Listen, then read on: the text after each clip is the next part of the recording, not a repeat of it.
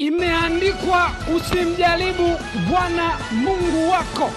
Yanga walikuwa wanaijaribu bodi ya ligi. Walikuwa wanafanya majaribu. Walianza kwa kuikopesha bodi ya ligi 200. Bodi ya ligi waka hawana iana, wakailipa hiyo hela kwa moyo mkunjofu, Tanzania shillings 200. Yanga wakaikopesha tena bodi ya ligi buku.